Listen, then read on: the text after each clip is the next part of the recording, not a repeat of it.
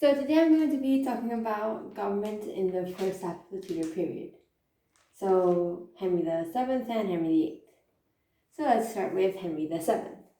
Well, a bit of background. Henry came to the throne right at the end of the Wars of the Roses, in which two families under the banners of the Lancasters and the Yorks, they fought to control the crown after Henry VI and other kings appeared kind of weak.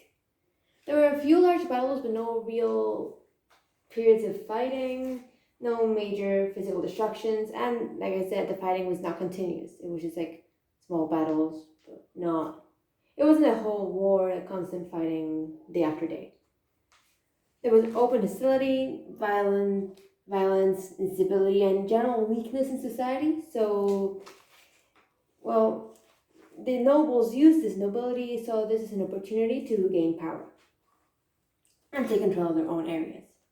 So, Henry Tudor, he had two relatively weak claims to the throne.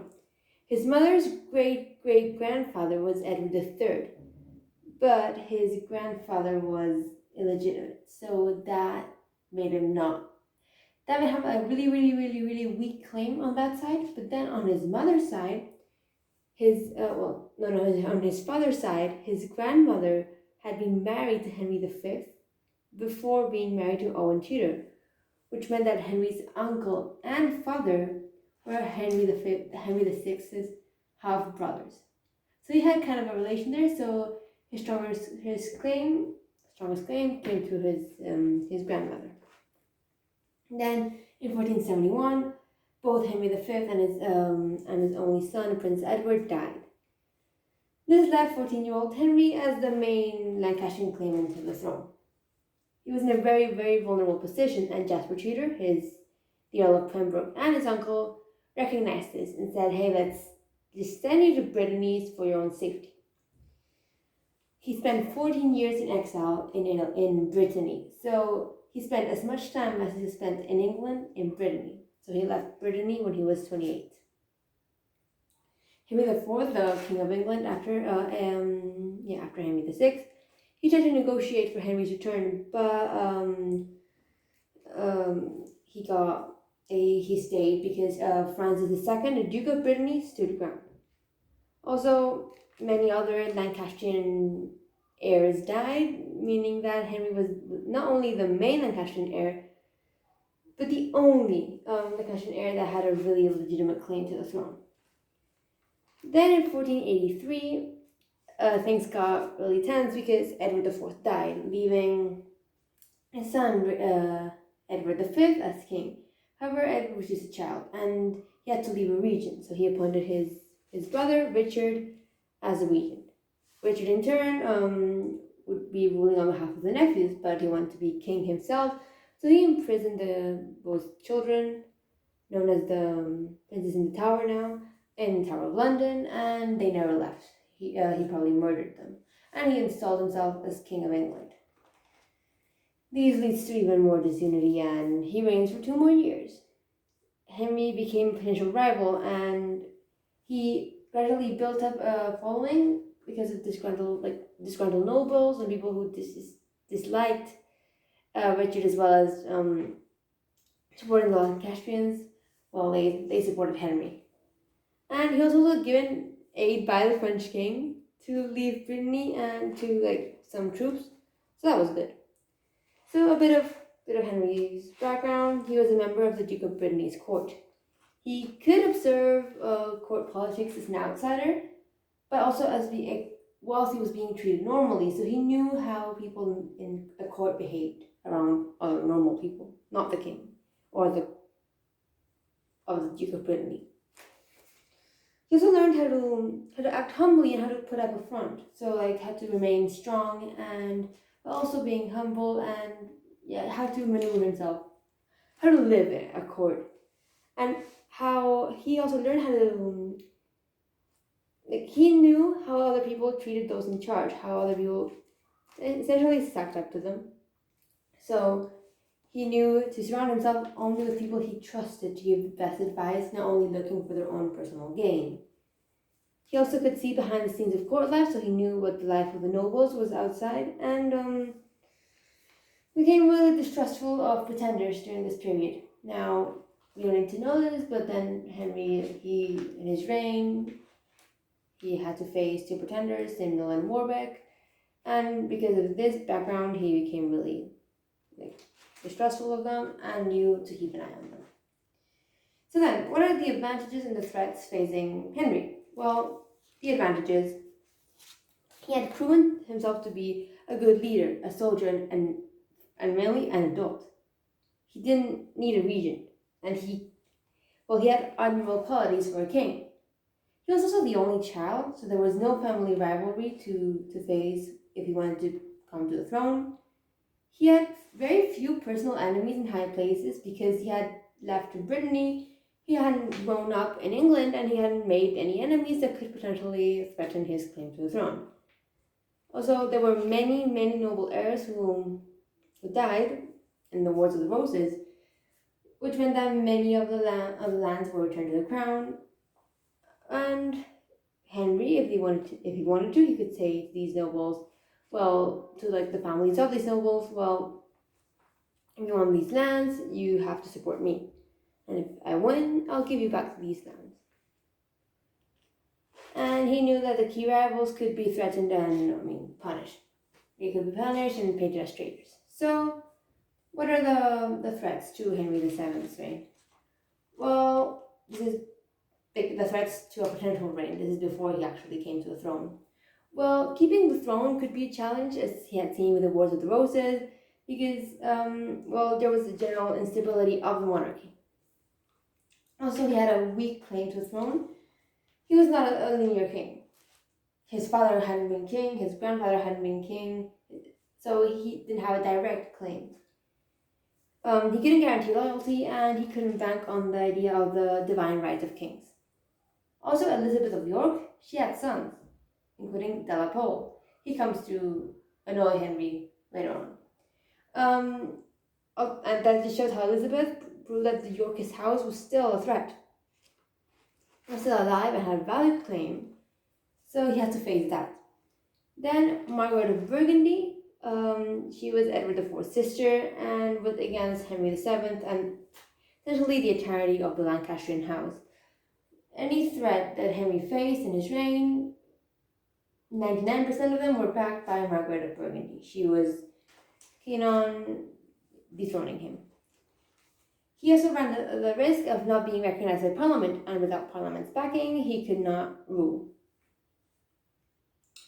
He was also, because he had never been king and had never known anyone who had been king, was unsure on how to treat the nobility. And any opponents, if he was too harsh, he would be seen as unfair, as a tyrant, and then stir up possible opposition. If he was too lenient, he would be seen as weak, and nobles would try to take advantage of him. Also, Richard III, even though he was kind of a tyrant and not a good person, he did have supporters. And by taking the throne and killing Richard, he would need to be wary of these supporters, who could kill him in turn. Then Edward the Earl of Warwick, he may have a claim. So he had to deal with that. So how does Henry VII establish himself? Well, Battle of Bosworth happens, Richard III is killed, and Henry is crowned king. On October, the Battle of Bosworth, I think it's on the 22nd of August, 1485, and then he gets crowned officially in October, that same year. He even minted special coins for his coronation, which is kind of cool. Then he also gets crowned before Parliament could meet. So he would avoid anyone saying you're only king because Parliament said you were king. He got to the throne because of his own achievements. He marries Elizabeth of York on January 1486. Now he does this for two reasons. Three reasons really. He removes a claimant to the throne. No one can say that he got the throne because of Elizabeth, because he got crowned before the marriage. And he eliminates the Yorkist threat entirely because he unifies the House of Lancaster and House of York. So there were other individual people, but the house itself was neutralized now. And here is the famous Tudor rose, the Red House of Lancaster and the White House of York. They were united, although there is no record of a red rose of Lancaster. Yeah, it's all Shakespeare. Then the coronation, well, he does this, like, it's really huge. And it's just to show how the church and God approved of Henry. He made the nobility swear an oath, meaning that a rebellion would be a sin to God and a crime against the state. So even if they disliked Henry but were really firm believers in God, well, they couldn't really attack Henry. Then in September 1486, so not even a year after he gets crowned, his son and heir Arthur is born, which is great news for Henry because it's just literally 9 months after the wedding, and he now has an heir. He's just months after the coronation, he now has a male heir, so it was the best thing that could have happened for him. He also organized royal progresses in the north, so he could avoid anyone saying, I'm Henry, and then them getting supporters, because if a pretender came and said, oh look, I'm Henry VII, give me your money, well, that would be a risk. That would be a threat to the throne. But if he actually went to the north and showed his face around the country, people knew he was the king. He also rewarded his supporters. John de Vere was made Earl of Oxford. Lord Stanley was now made Earl of Derby. Jasper Tudor was made Duke of Bedford. He had previous titles from before, but he was now made Duke of Bedford. John Morden was now Lord Chancellor and Archbishop and Cardinal, although Archbishop and Cardinal. This meant that he could maintain the loyalty and also attract really talented men.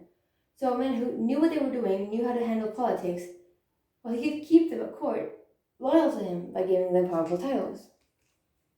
He also punishes his opponents, but did it in a balanced way, and now I'm gonna tell you about that in a bit. He even dated his reign to be on the 21st of August 1485, meaning that anyone who fought for Richard in the Battle of Bosworth could be seen as a traitor. And it is kind of smart. He also imprisoned any Yorkists which had stronger claims, like the Earl of Warwick.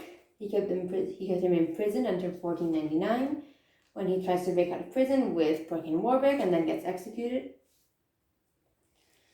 Then, if he sees any nobles who were kind of suspicious and knew could be a threat, he just stripped them of all lands and titles. So that was a threat neutralized. And if you were a key family, which he can he can be without your support, he would be more lenient, because he can risk being too harsh, because then he would be in deep trouble. So, what were the problems facing Henry? Well, the solutions he brought up were generally just reactions to crises as they came along. If a crisis arose, he would deal with that. He didn't have especially at the beginning, he didn't have a plan on how to deal with any problems. Also, Henry was I want to have all power for myself. Not because he was greedy, but because he didn't want his advisors to gain too much power, and he preferred to manage it himself so he can control everything. It's not because he's like, oh my god, it's my power, it's fine, no one can take it away from me, but rather than he didn't want any minister from gaining too much power, which is what happens with Henry VIII. He is really suspicious all his life, especially at the end, but right at the beginning too. Well, this kind of helped because it lets him acting firmly and implementing harsh measures. And by the end, because of these harsh measures, he became more feared than loved. So he gained a really poor reputation. And right now, if you ask anyone about the Tudors, people really say Henry VIII. Henry VIII, then maybe Edward, people really skip him, Mary and Elizabeth. But people seem to forget about Henry VII. And it's all because of his poor reputation. So, there are three main areas in which Henry he struggled with. And these were nobles, and he were crown control, and finances. So, nobles. Well, they had wealth and territorial power, which made them potential rivals to the throne. If he didn't have the support of the nobles, he was kind of screwed. So how did he deal with this? Well, he depended on the nobles to maintain law and order, especially where these nobles held land. So that was a problem, because if they didn't they didn't implement the royal supremacy in those lands, well, Henry couldn't really control the nobles, so he needed to deal with that. However, because of the Wars of the Roses, the nobles had gained a lot of power, so they controlled even more lands. So they relied on. So Henry, they became an even bigger threat. Then he thought, okay, how do I solve this?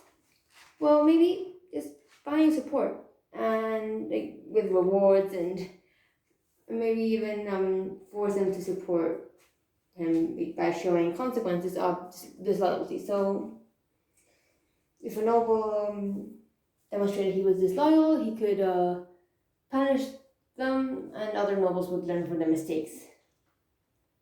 Although a lot of deaths happened in these Wars of the Roses, so this meant that the houses of Warwick, Buckingham, and Northumberland were held by children.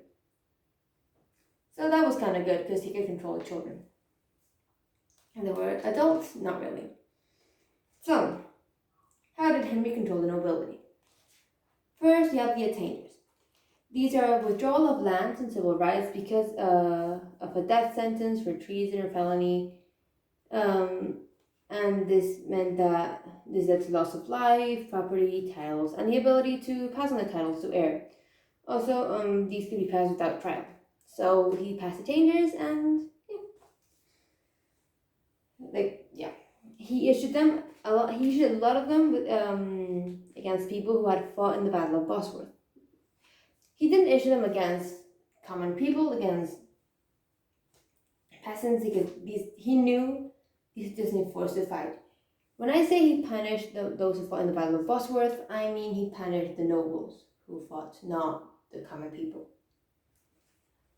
He was even prepared to reverse these Attainers if he thought he would earn their gratitude. So he just wanted to ensure loyalty.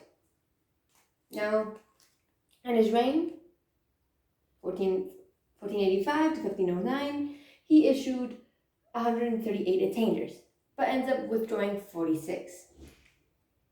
This is way more than Edward IV did, way more. And by the end, he is really paranoid, and, well, he issues 51 Attainers from 1504 to 1509. In 5 years, he issues over 1/3 of the Attainers he did. And I said, you can reverse these Attainers. You can withdraw them, and you can reverse them too. But you have to pay. And with Henry, you have to pay for literally everything. If you're a noble, you have to pay for a lot of things. Sir Thomas Tyrrell, he had to pay just under £2,000 just for him to reverse his own Attainder and that of his father's.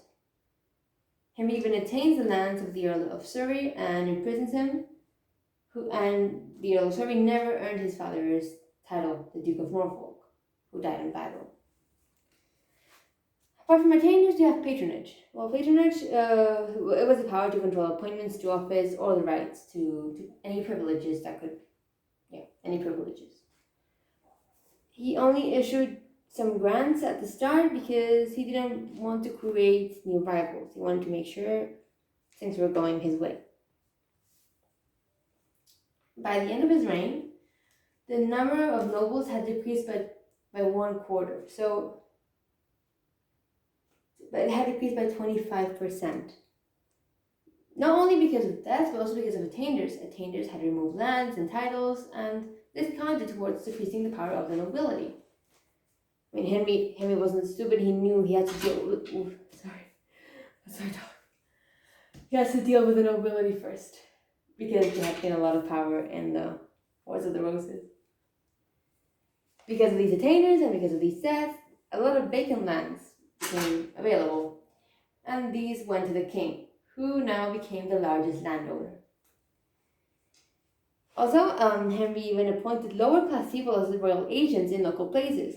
Now, these were a genius move by Henry because they became really dependent on the monarch, and not only for like money, but because like they now had an important position and now had a bit of money, although not that much. He didn't pay them well. I don't even know if he paid them, but he gave them power, and they wouldn't be distracted by he wouldn't be distracted by competing nobles because he knew that lower class people would be controlling that area, and they didn't have enough power or even if they joined a lot of them, they didn't have enough power to threaten the king. So that was kind of a genius move. Then we have the tax on retaining. Now, retaining was the practice of noblemen of keeping many men as their personal staff. In theory, to be used as servants, but really was to kind of a small army. Well, the way he controlled them was to pressurize tenants into paying rent, or the way the nobles used these retainers, it was to pressurize tenants into paying rent, control the verdicts of juries, and, like I mentioned before, a private army. Henry passed a bunch of laws against retaining, most notably in 1485, the year he came to the throne, and in 1504, when he became increasingly paranoid. Even though members in the House of Lords and the House of Commons had to swear that they wouldn't retain illegally. You could retain, but up until a certain amount. Henry knew that people weren't happy with his reign, and he didn't want anyone raising a small army to threaten him because that is what he had done, and he couldn't risk any other noble doing it. In 1504, if you wanted to retain men, you could, but you needed a license. And if you didn't have a license and were caught, you had to pay a fine of £5 per month per retainer. So, depending on the number of people you were retaining, that could reach, you could be bankrupt. And that kind of happened in 1506 to Lord Burgundy. He was fined £70,500, which, in the end, this amount was reduced, and he had to pay it, sharing it with 26 other people, but it cast a shadow of a potential ruin and taught Lord Burgundy a lesson. So that is some kinds of control, and then we have the financial controls. There are two types: the bonds and the recognizances. Well, bonds are written agreements. People promise to pay if they fail to carry out a promise. So Henry could ask them, "You're going to do this?" And then the noble said, "Fine, yes, I promise I'm gonna serve you in this way." And Henry's like, "Fine, okay. If you don't, you have to pay." But then there was the recognizances, which are kind of the same thing, but they are a formal acknowledgement of a debt obligation that already existed. So a bond was a new promise. A recognizance was like recognizing an existing promise, and the same thing. If you didn't do it, you had to pay. Well, Henry could demand a financial bond, from nobles in the family, so he could weaken them not only politically but financially. Now, a lot of nobles, because of this, became indebted to the crown, and not only because they had to pay, but if they didn't want to pay, they had to be loyal. If they were caught being unloyal, they could be fined, and they could be put in debt.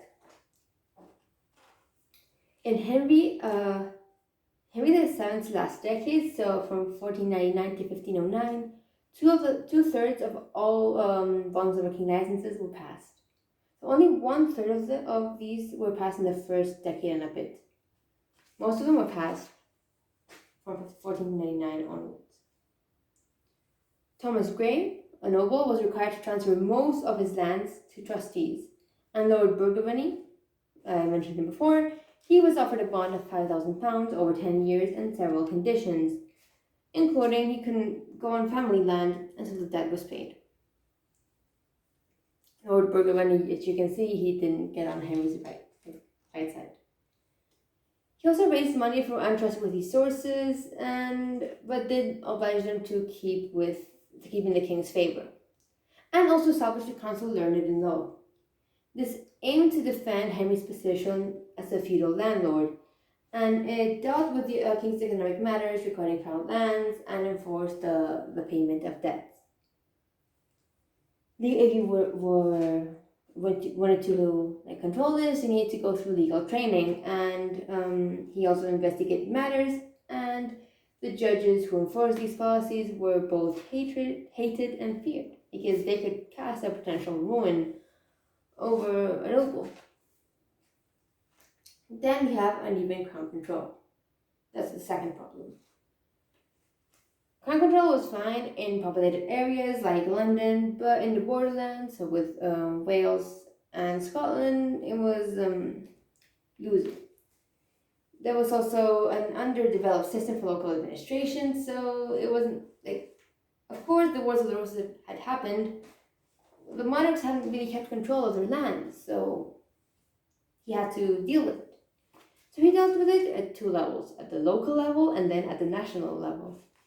Local level, he depended on reliable network of officials throughout the country to enforce these laws.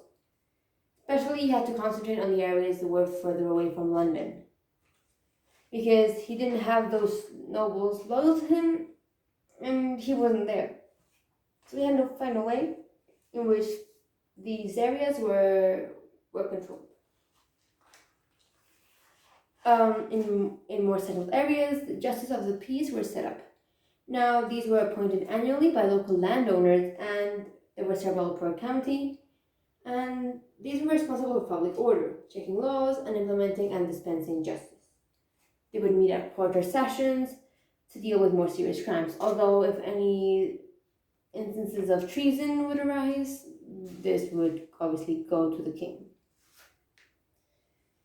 If you were a noble that lived on the English-Welsh border, you would be given special privileges.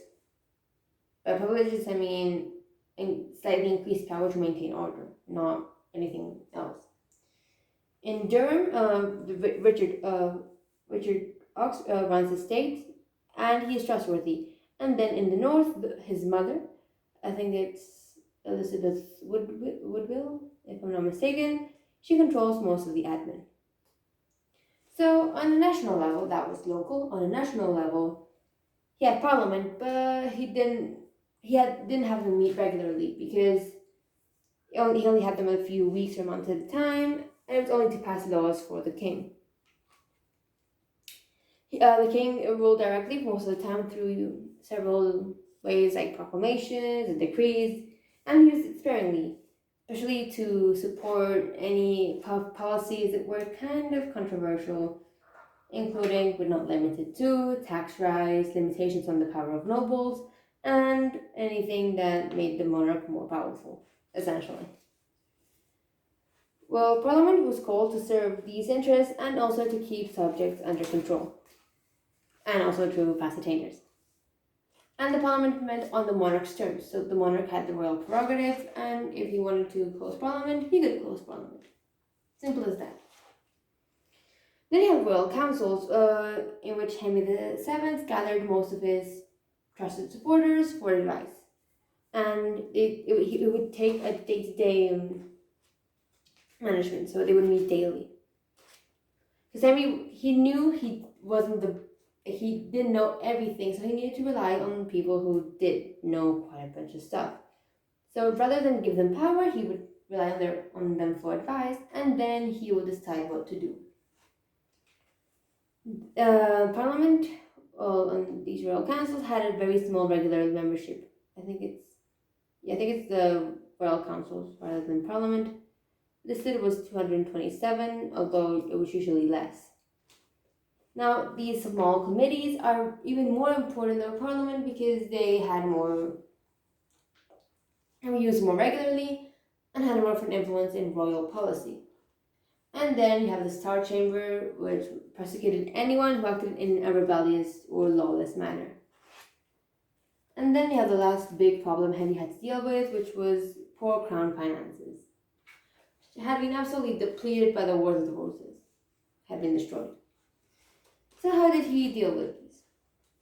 Well, first of all, he used the Royal Council, which meant, like I said before, when the king needed and had no written rules. He also made sure that the crown had enough annual income and that money was carefully accounted for. Henry did earn the name the Miser King because of this. He then took a direct personal interest in handling finances and even took the finances to his own private chambers. He established many new posts, including surveyors of the King's Guard, which investigated the cases of debt to the king, and the Court of Audit, which monitored government spending and made sure that the government didn't spend too much. He also realized that the main reason for the monarchy's economic depletion was wars, so his foreign policy was relatively peaceful, and it was less aggressive. He did go to war, but you can't compare the foreign policy of Henry VII with Henry VIII. Henry VIII had inherited what his father had established, but Henry VII had to take care of money. But to do that, just not go to war. He also exploited riots and claimed special payments from nobles. He swells the treasury and reminds people that the crown controls everything, not the nobles. And he, when necessary, and if you were a very influential royal family, noble family, and Henry needed your support, he was kind of prepared to overlook these claims. He was obsessed with accumulating money, especially towards the end of the reign, when from 1404 onwards. He's extremely paranoid. He thinks everyone's out to get him, and he stays in his room for most of the time. His income does become 20 times more than that of the wealthiest nobles, but is still less than the King of France, which, if I'm not mistaken, and then I think it's Louis XII, but I'm not sure. So what are Henry's insecurities? First of all, are, like I mentioned before, the threats from pretenders and rebellions. Second of all, was the control of the nobles. Third of all was foreign policy. He couldn't afford to go into war, so he avoided the wars. They have the image because he went to portray this myth of kingship. He wanted to portray this idea that he was rightful king and no one should threaten him. Then you have finance, which, more money is better.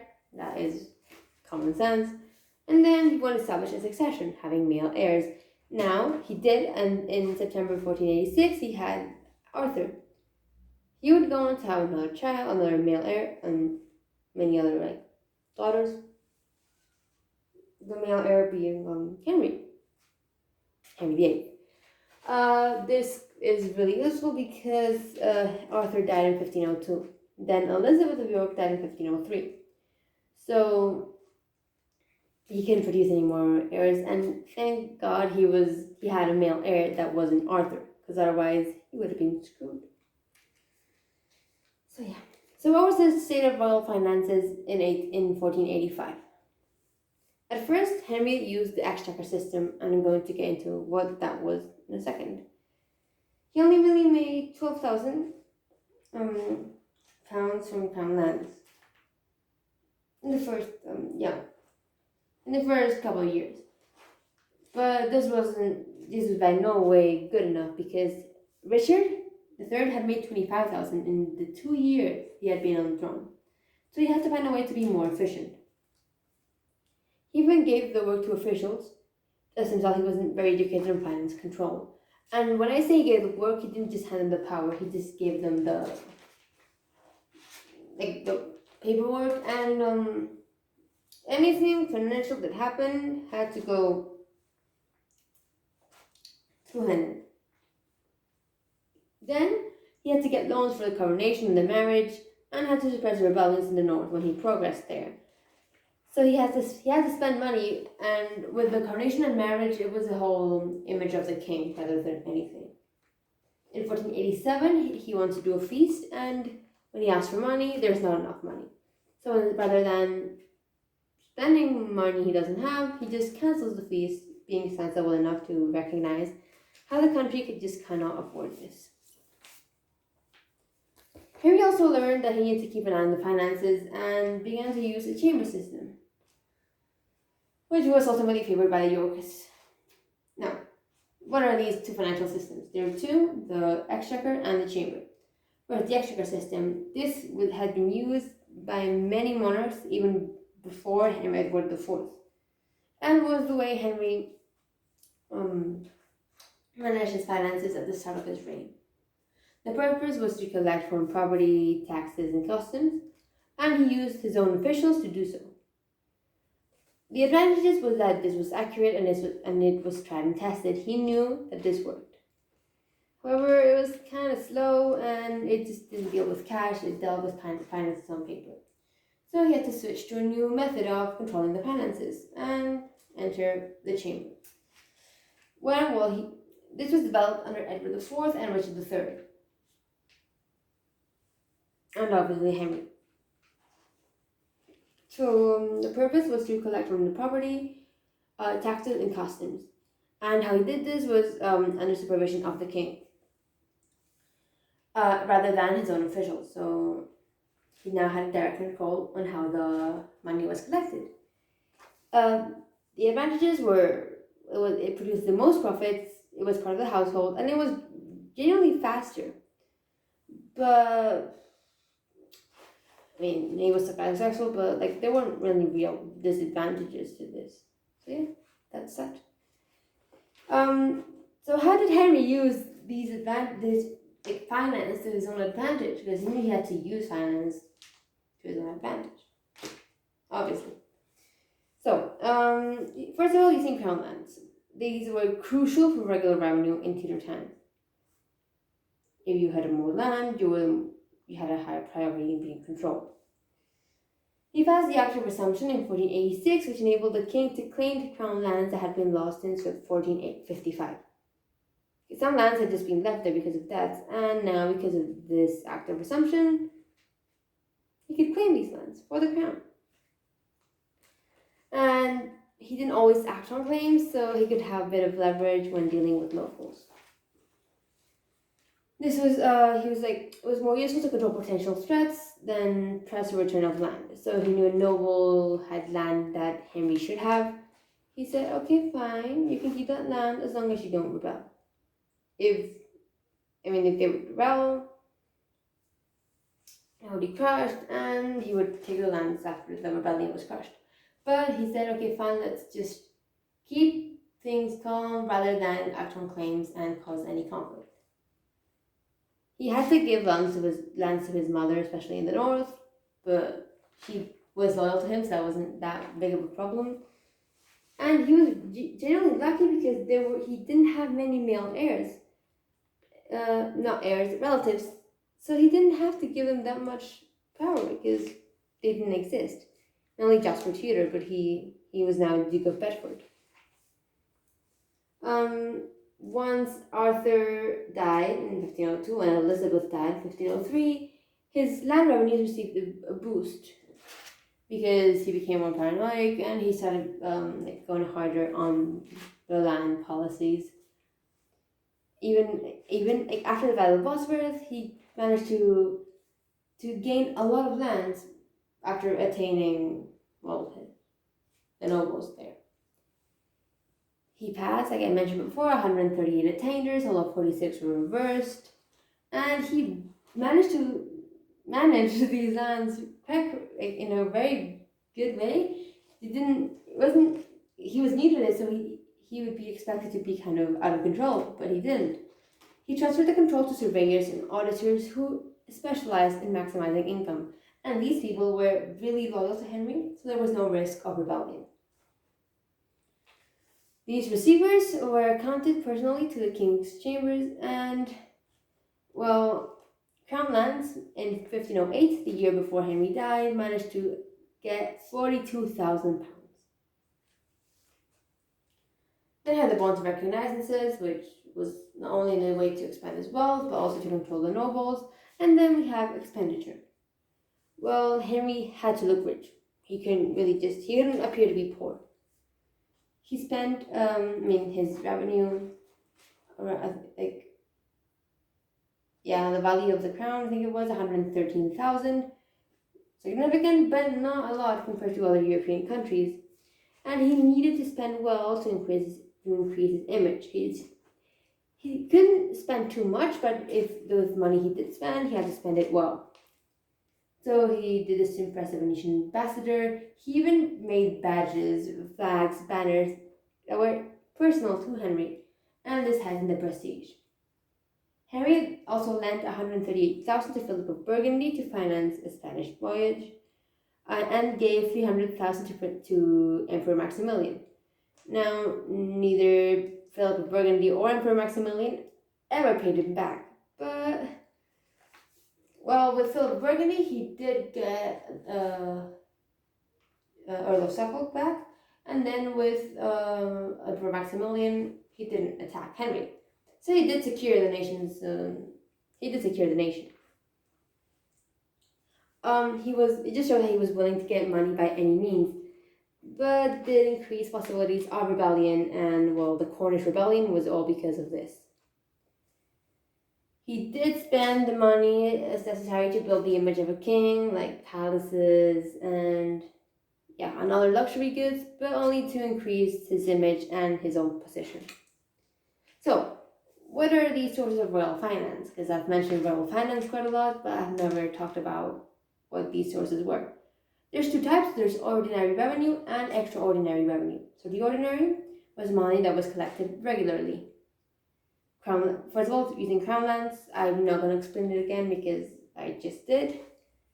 Then you have feudal dues, in which the king could demand money, and it was the principle that the king was the sole owner of all the lands, and others were just tenants. The nobles who owned the lands just were tenants. So, first of all, relief. This was paid by an heir to the king when he inherited land. So if you wanted to inherit land after the death of your father, if you were of age, you had to pay money to the king. Then you have marriage. If you were a tenant, by tenant I mean part of a noble family, your marriage had to be supported by Henry. Also, he could arrange the marriages of tenants for his own profit. In 1507, the income from marriage and wardships rose from £350 in 1487 to 6,000 in 1507. Then wardship. So if a noble were to die and left a child there, he couldn't inherit the title directly, so Henry's like, okay guys, don't worry, I'm going to take care of you, I'm going to control you. And he just controlled states for underage owners. And the king managed this for profit. And an example is when the Earl of Northumberland died, he left a 10-year-old son as his heir. However, because he was a minor, he couldn't take care of the land, so Henry just took over. And then you have livery, which was the payment made by any underage owners when they reached adulthood and wanted to take back their land. So we have, what I mentioned before, we have the relief, when you inherited land and were an adult, but then you have the livery. But it was kind of funny because imagine, your father dies, now you're a child in charge of a land. You have to pay what you gain to the king because he's in control. And then once you reach adulthood and then officially inherit the land, you have to pay the king to just take back the land. And even then, just a tenant, you're not even the owner of the land. Then you have customs duty, just a separate thing. It was paid on goods, both leaving and entering the country. And this was a thing that was granted to the king for life. Money from tonnage, exports, and poundage, imports. And most notably with wool, wine, and leather. Henry VII, in his foreign policy, can note how he tried to increase trade, not because he wanted his people to have the best quality of goods, but because he wanted to increase the tax and the more tax, the more money for the federal government. He largely really continued the work of Edward IV by introducing certificates for coastal trade and updating the Book of Rates, which set out charges for specific items. Customs duties rose from £33,000 at the beginning of the reign to £40,000 by the end, which is, £7,000 increase. That's quite a lot. Then you have legal dues. These were money from fines and other payments made by people appearing in court, from both common law courts and special law courts. And it was just like fines and attainers. For example, Sir William Stanley was forced to pay £9,000, then £1,000 per year after 1495 because of his involvement in the Perkin-Warbeck Rebellion. Although I do think William Stanley is then executed. And by the way, William Stanley and Lord Stanley are not the same person, although they are brothers, I think. They are related, but they're not the same person. Then you have extraordinary revenue. This is for emergencies only, and you needed to have the approval of Parliament to pass these. First of all, bonds of recognizance, as a guarantee of good behavior. I mentioned this before. Money for those who seem disloyal, Yorkist supporters, and merchants who owed customs duty. So this is kind of clever because if they owed customs duty, the king would make them a bond or recognizance, whatever. He said, okay, you have to promise to pay me back. And if you don't pay me back, you have to pay me. So you had to pay the king either way. And it was used by Henry, for example, with the Earl of Westmoreland, who had to pay £10,000 after the Battle of Bosworth. Then the special court, the Council of Learned in Law, was made to enforce payments made to the king. Then we have the loans and benevolences. Well, this was the king's right to ask for money in emergencies, organized by the Royal Council. These loans were requested from individuals and institutions, mainly town corporations, but these were never paid back. So the crown would ask for a loan and then said, hey, yeah, we're totally going to pay you back, but they never did. Council Learned was used to enforce payments, but again, and it was a really irregular source of income, not really, you can really rely on this. In 1491, they raised, using these loans and benevolences, £48,000 raised for the Brittany War, £9,000 of which came from the City of London. Like £9,000 from the City of London, the rest from England. Then we have feudal dues. These are like essentially the same thing I've mentioned as like ordinary revenue, but for special occasions. And by special occasions, I mean knighthood of the son, marriage of the daughter, paid by the noble. So if the king wanted to knight his son or marry his daughter's off, well, it was this. It was paid by the nobles, and also members of Parliament were expected to make a grant. There were increased demands for payments by nobles who just tried to save money by not being knighted. If they were knighted, they didn't have to pay these feudal dues. Prince Arthur, when he died, after he died, so 1502 or even after this, he was knighted posthumously, and the king received £30,000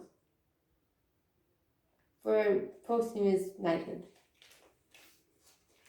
Then you have the clerical taxes, which were special taxes who could be levied on the church.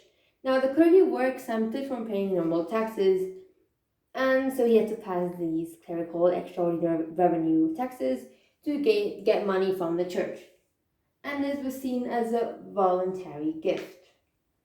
And in Tudor times, just as a rule of thumb, any voluntary gift is not voluntary at all. We're going to see that especially with Henry VIII and the Amicable Grant, which in other words is voluntary gift. Amicable, friendly, grant, giving money. Yeah. Then Henry also used the right to appoint leading clergymen to raise money by selling posts.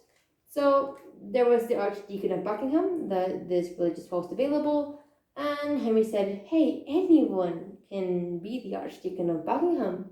Literally anyone, you from the street, you want to be the Archdeacon Deacon of Buckingham, pay me £300, which was what he got. And he would raise money this way, also ensuring members of the church were loyal to him. Also, the practice of simony was forbidden by the church, but widely practiced. And then we have parliamentary taxes. These were special grants by Parliament to finance royal policies. So, war. Henry didn't really want to appear weak by asking Parliament for too much money, so he didn't ask it that much. And these taxes really fell on the people, which weren't really popular and were the result of two rebellions. And two rebellions were caused as a result. These rebellions being the Cornish Rebellion and the Yorkshire Rebellion. The Parliament also could demand things from the king in return. So Henry avoided this as much as possible, although he did have to ask Parliament for grants inevitably. 1487, Battle of Stoke. 1489 to pay for war against the French, and then in 1496 to defend against the Warwick Rebellion and the Cornish Rebellion. And this parliamentary grant was a tax based on a person's movable goods. But what are movable goods? And that is Henry VII. So now we go to government under Henry VIII. So the question is, now before Henry came to throne, would Henry VIII be a good king? Was he likely to be a good king? So what are some of his strengths? Well, he had 7 years to prepare to become a king. So from 1502, when his brother died, to 1509, 7 years in which he was educated in the art of being king. He was educated, cultivated, and had courage, and had good support from the beginning. He was well versed in theology, and overall, when he was king, he was ruthless and a king of the people. He was ruthless for the people, kind of, technically. He was barely 18 when he came to the throne and was young, with life ahead. He wasn't an old man. No, he was just a young person who just came to the throne. He was a magnificent jouster and always had someone experienced helping him. Wolsey, Cromwell, more. He would apparently usher this new era for the nobles and the people. He was charming, affable, and an extrovert, and he was building on the foundation already laid by Henry VII. He had really a lot of physical strength, was formidable and captivating, and wore regality with a splendid condition, and had great charm. I mean, he did have 6 wives, so he needed charm, right? Then the weaknesses. Well, he never had any experience of governing or of public affairs. He disliked the business of government, so he was irresponsible. And he found the writing and reading of state papers being tedious and painful, lacked a lot of work ethic, and really rarely engaged directly in the business of government, relaying these responsibilities to men like Wolsey, Cromwell. You see where this is going. He relied upon the work of a chief minister always, and that's why Wolsey was even known as the Alter Rex, because he had that much power. I mentioned he was ruthless, but that can be seen as his strength and a weakness. He was very self-interested, and he was never supposed to be king. When he was born, he was just another child, yeah. But when his brother died, he became the heir apparent. He was only 17, so yeah, he had his whole life ahead of him, but he could be easily manipulated, although he wasn't. And by wasn't, I personally believe that Henry was manipulated by Wolsey, but hey, that's just me. He relied really heavily on Wolsey, like I just said, which created hostility between nobles because of jealousy, and was kind of the reason of Wolsey's own downfall, as we'll see in a second. He was young, like I mentioned, so he lacked wisdom and experience. He was also kind of a hypochondriac, and when the whole sweating sickness broke out, he fled London as fast as he could, leaving Anne Boleyn behind. He was highly strung and unstable, had a strong streak of cruelty. He was bipolar, and apparently had an how do you pronounce that? Oedipus complex? Anyway, yes, that's not really important. So, Henry's chief ministers and, in general, Henry's structure of government. First of all, the first stage is Henry VII's counsellors. So this goes from 1509 to 1515. And this essentially continued all policies and was less severe with nobles, arresting Epsom and Dudley and then executing them. Then Wolsey, 1515 to 1529. Increased legal reforms, limited financial church and enclosure reforms, and Henry is less controlling than his father because he just wants to go to war and doesn't care what the nobles did as long as they supported him. Then have more from 1529 to 1532, and this is known as a more interlude because nothing a lot of the Reformation happens here, but not involving more that much, so it's just more is there.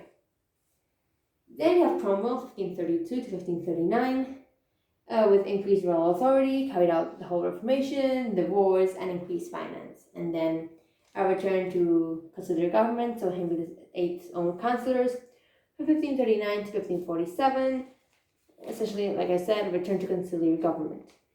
So, what are some problems facing Henry VIII? First of all, Epsom and Dudley. Well, Henry VII used the council learned in law to control people, but Henry VIII, he disliked this. He saw this as unjust. He abolished the council learned in law and imprisoned key enforcers Empson and Dudley. Yeah, I never know how to pronounce it. It's Empson, not Epson, but whatever. He set up commissions for people to air grievances against Henry VII's agents. But there was no real evidence for oppression, and the complaints were petty. Anyway, he executed Epsom and Dudley because why not? Just execute people. And that is one of the things, Mary earns the name Bloody Mary because, of the Protestants burned at the stake, and also because of Fox's Book of Martyrs, published under Elizabeth. But Henry VIII executed a lot more people. Oh, and by the way, this execution of Epsom and Dudley did come with public satisfaction. So that was good. Now we have the issue of marriage. He needed to marry to secure heirs. So, first of all, Catherine of Aragon is there. She's already in England, so why not? She had been previously married to Arthur, and Henry VII had kept her in England. To maintain a connection with Spain, she was the first female ambassador. So that was kind of cool. But also because Henry didn't want to lose her dowry. And if she was sent back to Spain, well, he had to pay the Spanish back. And he didn't want to do it. Also, Henry married Catherine of Aragon in 1509. She was around 7 years older than Henry. And he kind of also did this because of honor. Because, she had been promised to be queen. And Catherine was really ambitious and actively seeked the role of queen. But, he just married her, why not? So, okay, now we're going to look at the structure of Henry VIII's government. First, you have the court, which was a center for all activities, both political activities and social activities. Then you have Parliament, which was only called 9 times, and was mostly called for extraordinary revenue, which is kind of impressive that Henry VIII only called Parliament 9 times when he went to war so much. This was mostly called during the early years, during the last years, then in the middle, he mainly called it for the Reformation rather than anything else. And like I said, the most important one is the Reformation Parliament. Then we have counsellors. At the beginning, he mainly uses those from Henry VII, like Richard Fox, John de Vere, or the Earl of Surrey. And these are reluctant to go to war with France. Now, Henry wanted to go to war with France, so he surrounded himself with those who agreed with his policies. And Wolsey eventually took over. Now, Wolsey, I don't know if I'm going to mention this, so I'll just mention it now. He was a pacifist. But Henry wasn't. But Wolsey really wanted power, so he just agreed with whatever Henry had to say. Even though he did try to pursue some pacifist policies and sign peace treaties or whatever. Then we have the court, the Privy Chamber, which were considered Henry VIII's minions and weren't really under Wolsey's immediate control. Then we have the Court of Chancery, which was the Court of Justice. Then we have the Court of Star Chamber, which it was Wolsey's more distinctive legal contributions in here. This was established by the Act of Parliament in 1487, so the Star Chamber was established by Henry VII, and then used a lot by Henry VIII. It became the center of for government and justice, and Wolsey, he wanted to extend the use of this Star Chamber. He wanted to increase cheap and fair justice, and even encourage the use of the Star Chamber for any private lawsuits. He set up a series of overflow tribunals and even set up a permanent committee in 1519, which later would become the Court of Request for poorer people. Then we have Teeter Subsidy, which was instead of local commissioners assessing taxpayers. It was a national committee set up by Wolsey himself, and it provided direct and realistic assessments of the wealth of taxpayers. Now, it was an aim to have the nation's revenue base be more realistic and to raise extraordinary revenue for the war with France. And by the war with France, I mean all three of them, because he went to war with France 3 times. The amount, however, he gained from this was insufficient, and Wolsey attempted to raise parliamentary taxation, which didn't really go down well with members of parliament. One of these examples is the Amicable Grant, which I think I'm going to mention in a bit, which almost amounted to a rebellion. And then we have the Eltham Ordinances, which were introduced in 1526 to reform the finance of the Privy Council. Wolsey reduced the number of the gentlemen of the Privy Council and even replaced the Groom of the Stool with someone more compliant, because the Groom of the Stool, his job literally was to wipe Henry's bottom. And it may seem like a silly job, but a lot of nobles wanted this because it allowed a lot of close contact with Henry. So Wolsey, a bit of background, he lived from 1473 to 1530. He was born in Ipswich, Suffolk. He was the chief minister for Henry in 1515, 1529, and he died in 1530. And I'm going to talk about Wolsey's fall in a bit. Well, he came from a modest background. He was the son of a butcher and an innkeeper, and well, you can see how the nobles disliked him, because he was just this guy who had come from nowhere, and he was the person with the most power aside from the king, the Alto Rex. He was also really extremely intelligent. He graduated from Oxford and was constantly promoted in the church, and even in 1518 became papal legate, which meant that he was the personal representative of the Pope in England. And when he was papal legate, he received this hat, and he paraded the hat all throughout London. Not himself, the hat. He liked to show all the wealth, and even Hampton Court, which was used by Henry quite a bit, this was built by Wolsey. So, how did Wolsey rise so rapidly? Well, he was drawn into the new king situation, and his stability developed in court. In 1509, Wolsey was made royal almoner and was made a member of the council. So he was under the patronage of Richard Fox. He maintained the links between the king and important ministers, and kept Fox informed of a war party.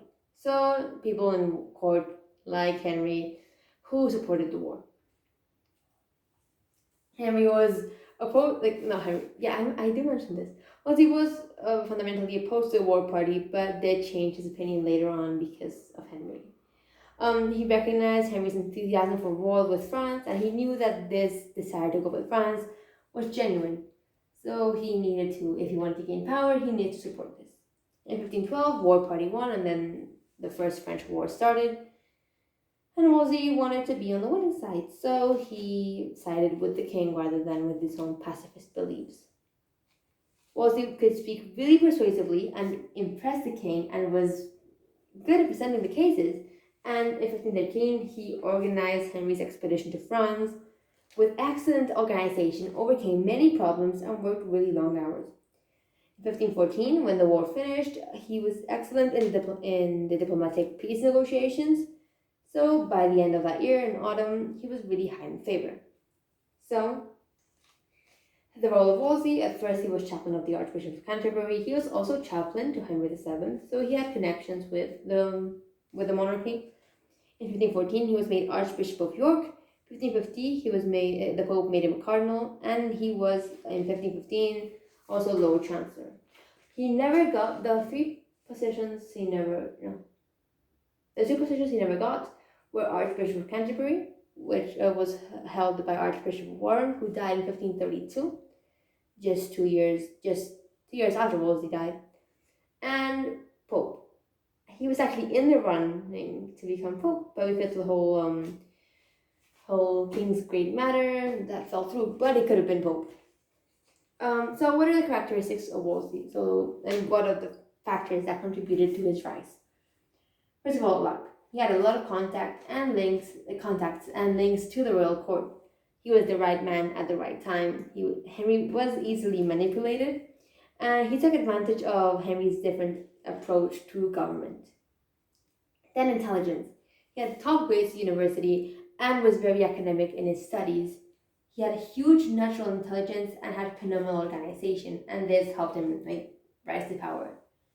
He was very charming. He was entertaining. His personality was charming. He used flattery, diplomacy, and he knew Henry's belief in and recognized this idea of a Renaissance prince. He in the industry matters. He liked hard work and did a lot of things at a faster pace than many in government. He was also very opportunistic, and I think this is the strongest factor that led to him rising in power. He was able to take advantage of Henry's easily manipulate. Yeah, he knew how to manipulate Henry. He recognized the fluid situation. He used the courtly changes to his advantage, used the climbing ladder of the church to gain power. He was really flexible and adapted to Henry's beliefs. He changed his mind depending on what he wanted and took advantage of the king's favor. So when Henry wished to go to war, he supported this, and then he rose to the ranks, and then he was in the king's favor, so he used that to rise even further, then became the Alter Rex.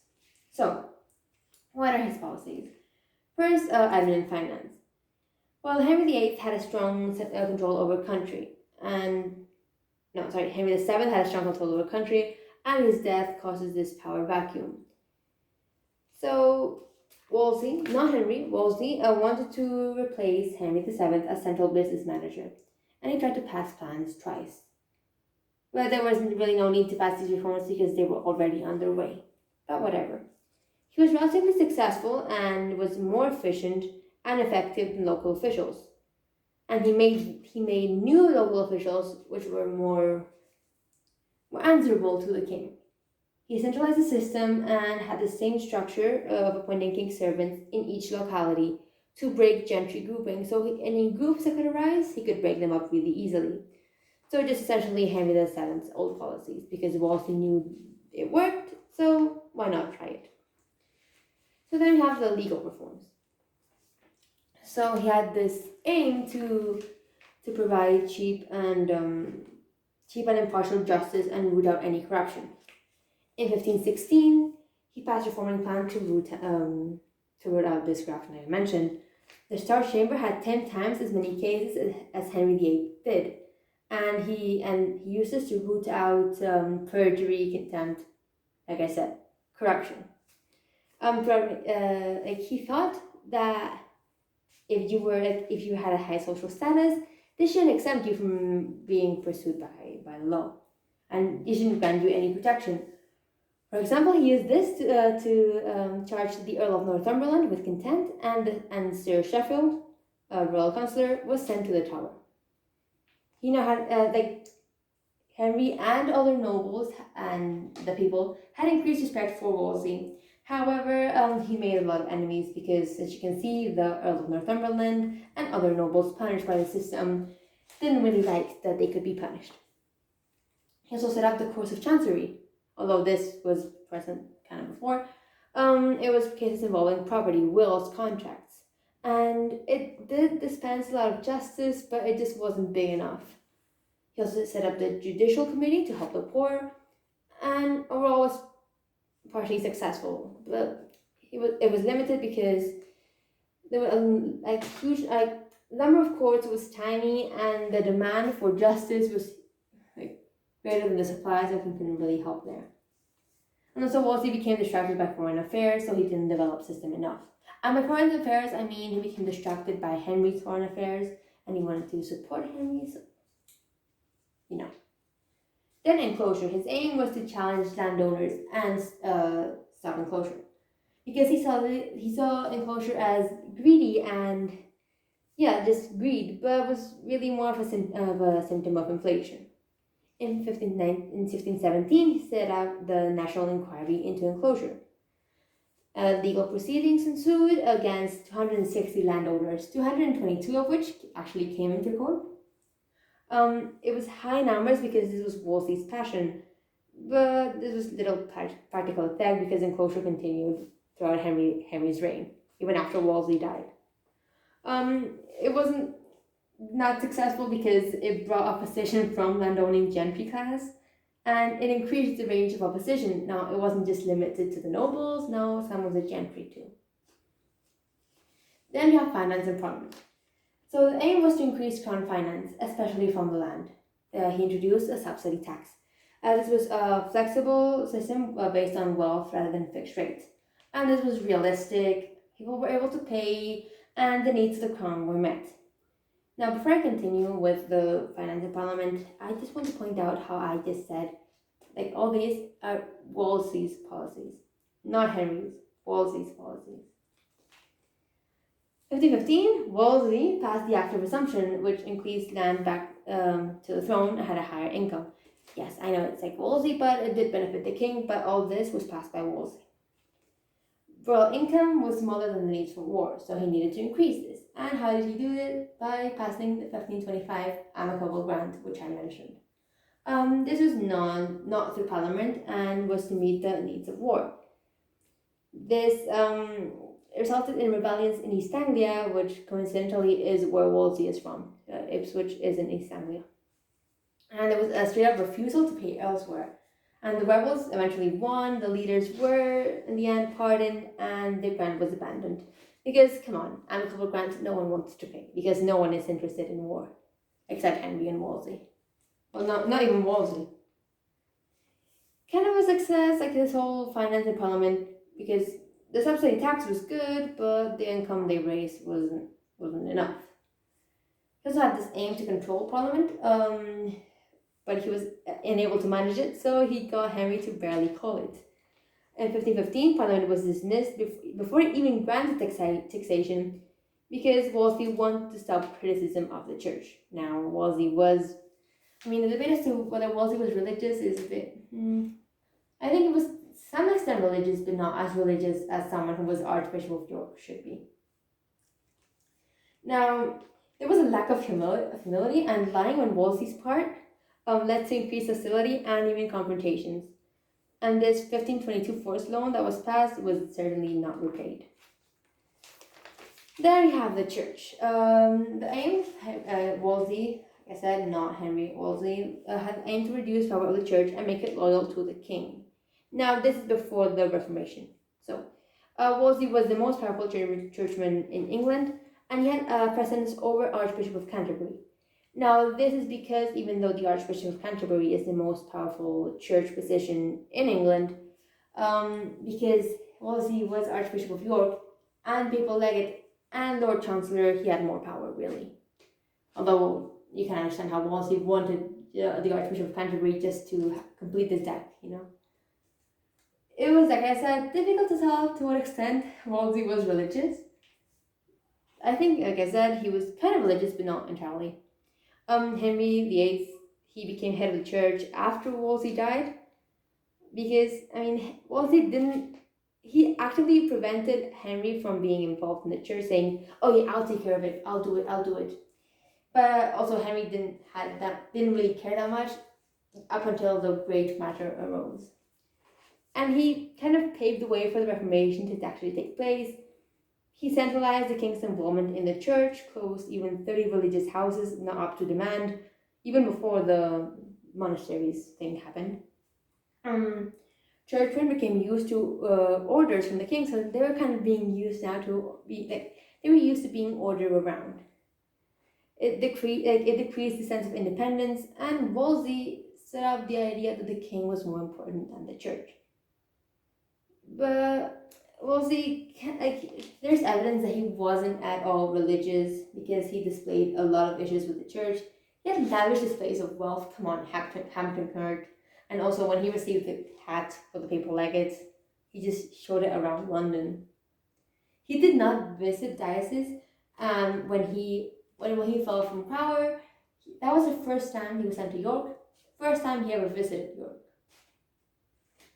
He created a lot of enemies and essentially became propaganda for his enemies. He was partially successful in creating centralized control, but he himself was a bad representative. And Henry, he mostly left admin to Wolsey, sometimes intervened, and, Then Wolsey eventually fell from power in 1529, and mainly because of his failure to obtain divorce, he had too much power, so he lost. He was really unpopular, and no nobles backed him. And a lot of factionalism, including the influence of Anne Boleyn, conservatives, and personal animosity, eventually led to him falling from power, being sent to York, and then Henry called him back to do a trial. Although we all know that how the trial would have ended, Wolsey would have been executed. However, he died because of the sweating sickness plague thing on the way.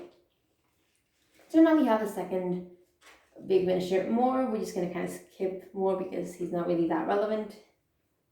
Yeah. So then have Cromwell. In 1520s, he is involved in government. He is Wolsey's general manager and helped deliver Henry whatever he wanted. Key policies, he changed admin, worship, and taxation. He had changed the role of the Lord Chancellor in Parliament. He managed to get Wales and Northern England conform to Central England. He developed trade. He got the crown financially independent from Parliament, so Henry didn't have to rely so heavily on Parliament. And he formalized the break with Rome and the dissolution of the monasteries and divorce. So the Privy Council under Cromwell was reduced in size, and it was more made up of gentry rather than nobility. More qualified, rather than because of the title, these men deserved to be there. There was a minute book that took the details of each meeting and decision, so now Lord Chancellor and King could be informed. Then finance. He reorganized the system and set up different departments, and then auditing as well. Then he set up also the Court of Augmentations and the Court of Food and Tents to handle the money from the church. Then had the whole Church of Wards, Court of Wards, which handled the wardships and liveries, like with what Henry VII did. They have local government, set up the Council of the West, as well as increasing the power of the Council of the North. He put in 2 members of Wales into Parliament, so that was kind of good, and reorganized the government in Calais, because by this point Calais in France wasn't under the control of the English, although this would be lost under Mary. So how successful was Cromwell? Well, he had a lot of short-term solutions, but not really long-term. He did install royal supremacy, that was kind of good. He did obtain divorce, control the clergy, and spread royal authority. In 1538, Henry was excommunicated, however, which was kind of good because that was what Henry wanted, but he faced a threat from invasion of Catholic monarchs. Then finance and admin, annats, Peter's pens, dissolution, Court of Augmentations. He effectively modernized the system. The crown was left bankrupt by the aims of war. That wasn't good. Then in terms of control, he had JPs in Wales, had JPs in Wales and sent members of Wales to Parliament so he could control them a bit. And then in 1536, he set up the Council of the North. And then the rebellions that were passed rebellions that happened, were mainly due to the Reformation rather than anything. So the Pilgrimage of Grace, which was the single largest rebellion of the entire Tudor period. They have foreign policy. With Cromwell, there were no major wars, although some conflict. Relations with Charles V increased, and then in 1539 there was actually a Protestant alliance. However, there was still the threat of invasion, and well, the Cleves marriage failure didn't really help. I'm going to talk about Cromwell's fall in a second. Then there is this whole idea of a revolution in government. So what is this? This can be divided into three parts: the administrative or bureaucratic revolution, which was a reorganization of government finance, and the evidence for this is the Court of First Fruit and Tenth, the Court of Augmentation, and the reduction in numbers of the members of the Privy Council. Then the political revolution, which was a change in the role of Parliament, a traditional idea of king and Parliament operating separately, and the whole king and Parliament idea. And evidence of this is using Parliament to enforce the Reformation, essentially the thing that the king and Parliament was the highest form of authority, and that the regional power was very much in doubt. And then the big one is the constitutional revolution. And this is extending its power into the church as well as the state, and more uniform power. And the evidence of this is how there was clear authority now over the church. Royal power extended over all the regions, and with the Council of Wales and Council of the North. And the effect of this, well, he centralized administration even further. He set up new financial institutions. He gave more prominence to the role of Parliament and unified Welsh and English culture and law. He brought the North more under the control of the Crown than traditionally, the North was relatively independent. By the North, I don't mean Scotland, I mean the North of England, which was, like I said, more traditionally independent and considered a separate territory, kind of, and Cromwell effectively brought it back into control. And he significantly changed the religious fabric in England, how and what to extend to worship, and, well, the establishment of the Church of England. That's Cromwell. He also changed tax collection and found new revenues rather than relying on Parliament to pass extraordinary revenue. So Cromwell was like Wolsey, like More, fell from power. More was executed in 1535 when he quit in 1532. So then Cromwell suffered the same fate. By the way, Thomas Wolsey, Thomas More, Thomas Cromwell.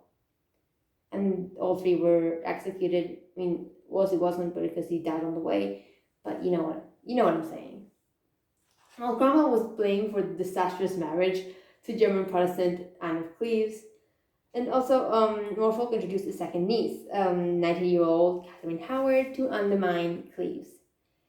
This resulted in increased factionalism, and Cromwell was accused of trying to introduce even more Protestant ways, so he got executed for heresy. So, what are some of the politics in later years? Well, Henry VIII, when Cromwell fell from power, he just was fed up with the whole minister thing and didn't create another one. He didn't want to put too much control in one person's hands and readopted a conciliar style of government. He got more personally involved in foreign policy, war, and religion, and left mundane matters to the Privy Council. So stuff he wasn't really interested by, he left to the Privy Council, but he did take a more personal approach to government rather than delegating it onto ministers. This Privy Council was, however, dominated by conservatives, and these were eventually outmaneuvered by people who did believe in the Reformation. Also, Henry did not want to undo his royal supremacy over the church, so he didn't want to get people who would reverse the changes. Then the whole Catherine Howard marriage happened. She was used by the uncle, the Duke of Norfolk, as bait to the king, and then she committed adultery. She was, I think, 17. She was like a child. She was my age, and she got married, like 17 or 19 around, and got married to the king. So she found comfort in other men, but because if you cheated on your husband, that would be seen as treason to your husband. But because she was the queen, she had committed treason on the king, so she was executed. A victim of politics, essentially.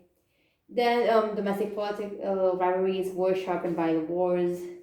Those successful in war won fame and were rewarded. Edward Seymour, Earl of Hertford, against the Scots, and he was more inclined to Protestant reforms.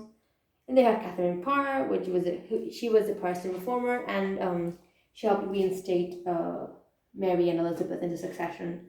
And the Privy Chamber, sorry, it's my dog, it was increased as Henry VIII left. Then the factions. Well, factions they were present throughout the entire Tudor period, with the conservatives and the reformers. And that's the last thing I'm going to mention. Conservatives being Duke of Norfolk, Bishop Gardiner, Sir Thomas Wriothesley, Lord Russell, Earl of Surrey, and their aims was to push for a counter-reformation. In other words, they were Catholic and wanted to get Catholicism back. And they wanted personal gain, but who doesn't? The tactics, well, they engineered the Catherine Howard marriage, Norfolk.